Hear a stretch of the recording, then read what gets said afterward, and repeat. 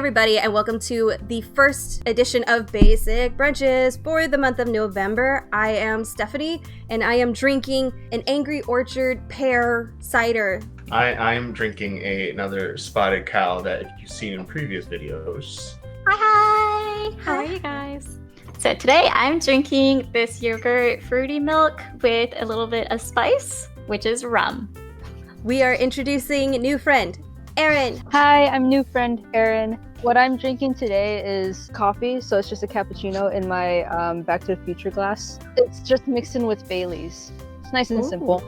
We're going to jump into the first topic because today is National Authors Day, where we're going to appreciate a couple of authors that we love and admire. I'm going to start with Chuck Palahniuk. I love Chuck Palahniuk. Lullaby was the first book that I read of his, and it blew my mind. It's so fucked up, and I love it. The second one is C.S. Lewis, the collection of the Chronicles. I loved them. I loved them as a kid. I enjoy them as an adult. It makes me feel young when I read them. So, meow. I'll admit, it's been a really long time since I've read like an actual book. Lately, in like the last 5, almost 10 years, I actually read a lot of cookbooks. So That's legit. Into that. Yeah, because I like to cook, and you really can actually get the personality of the cook with how they write the recipes. So my main go-tos right now, I love Ina Garten. I think she is underrated with our age group. She is sassy and she is fun and she knows how to make a good mimosa.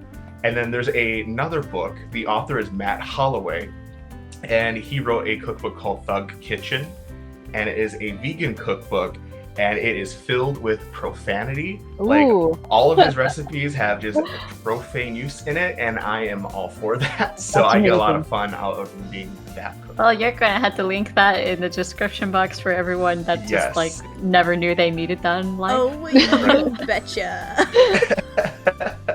So that's what I like to do in my spare time is read cookbooks. I absolutely, still to this day, love Dr. Seuss. It's a type of language that's very lyrical. I find it really fascinating just to look back and be like, oh my god, this is translated into so many languages, and you grow up with it, and it's still one of my favorite things because like Green Eggs and Ham is one of my favorite books ever. It's so funny. And I remember another book I got from Dr. Seuss was I Can Read With My Eyes Shut. I'm like, what kind of magic is that? Like, shut up. Just like the uniqueness of that whole idea and storyline. I've always loved Dr. Seuss, for sure. Best author for generations to come.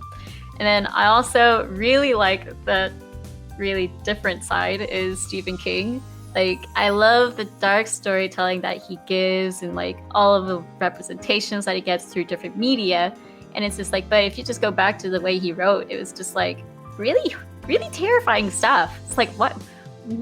Why would you write this? And it's like, but I can't stop reading it. It's so good. I also love lots of comic books. So Naoko Takeuchi and Ayazawa.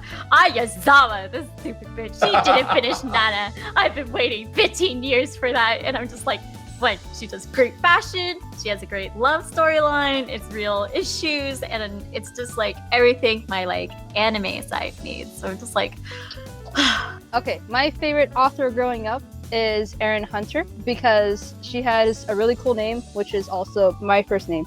And she wrote a book about cats. And I was obsessed with cats. And reading The Warriors, it has a lot of fantasy that you can really put yourself into. Besides Erin, I also like Hayao Miyazaki because he's also done Spirited Away, My Neighbor Totoro, and he's also a manga artist, story writer, director, producer. Yeah, he's a good favorite. Obviously, November to the people in the United States is for Thanksgiving, but I'm thinking it is the season of basic bitches. So let's kind of open the doors of what can make you basic. What are your inner basic bitch guilty pleasures?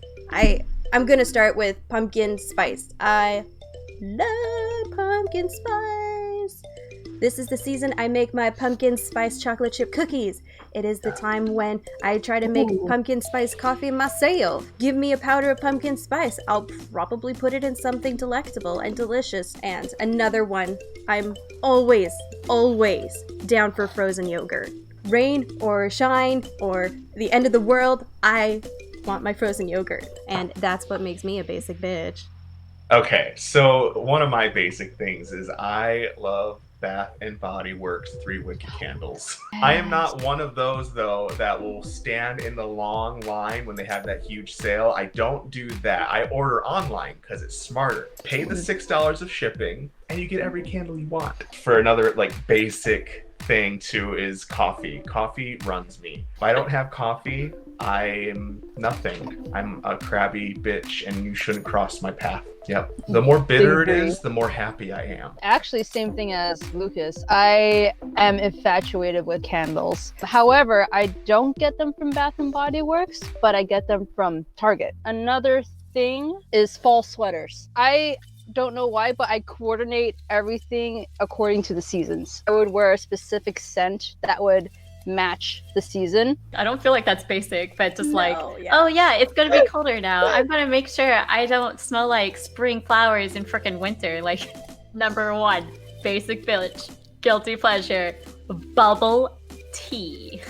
I got a metal bubble tea straw that's like chrome.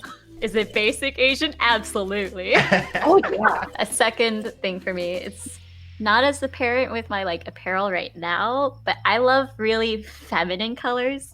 So it's like the more pinky or the more purpley, not too dark of a purple, but it still works. It's like, I love it. I need it. Even these are pink, so it still kind of counts. So those are my 2 basic things. It's time for games. Okay, I've been obsessed with the idea of playing Scattergories. Have I ever played it? No. So I'm making my friends play it with me.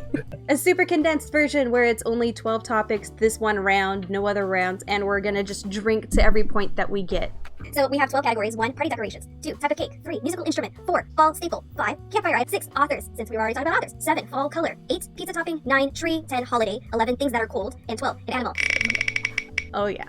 The letter is C. I'm gonna set a timer for 3 minutes, starting now.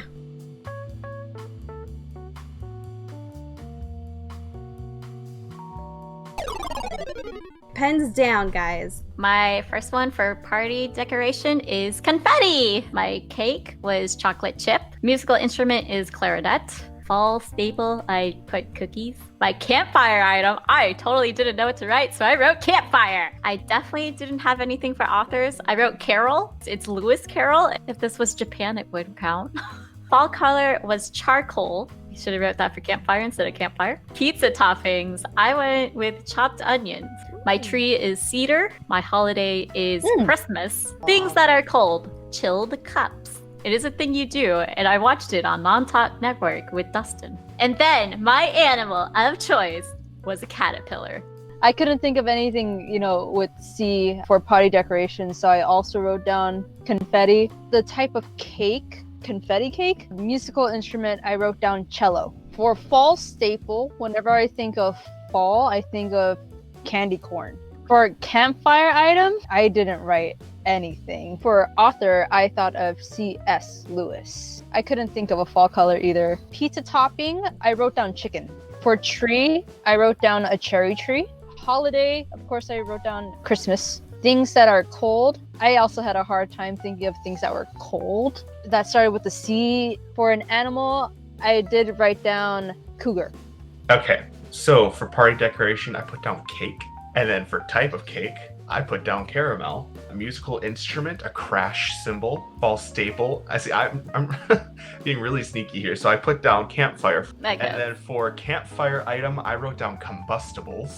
Oh, that's a good take. I did not get an author. Fall color, and this is kind of a stretch, I wrote down cherry red. Pizza topping, this is also a stretch, I wrote down cilantro. Tree is a crab apple tree. For my holiday, I put Christmas. Things that are cold, cold brew. And then my animal is a canary. Black canary.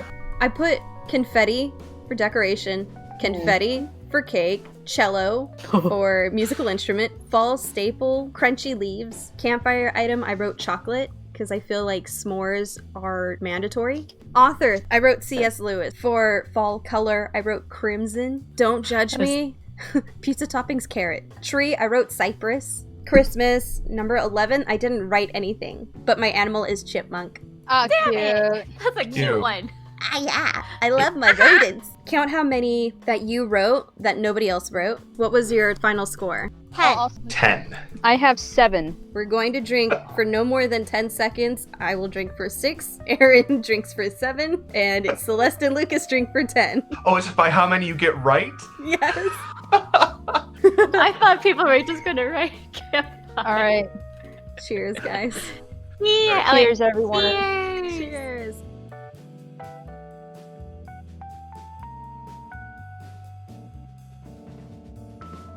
Can you tell I drank?